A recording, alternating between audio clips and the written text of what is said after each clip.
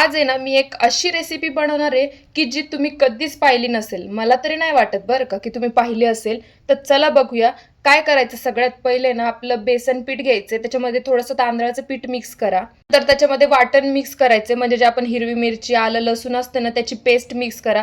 त्यानंतर हळद, धने पावडर वगैरे तुम्हाला जे मसाले आवडतात ते सगळे मिक्स करायचे. आणि नंतर असं एक विशिष्ट प्रकारचं पान मिळतं, त्यालाच अळूचे पान असं देखील म्हणतात. तर तुम्ही त्याच पानांना तो मसाला पूर्णपणे म्हणजे जे पीठ आहे आपण कालवलं होतं ते पीठ ना त्याला लावून घ्यायचे व्यवस्थित.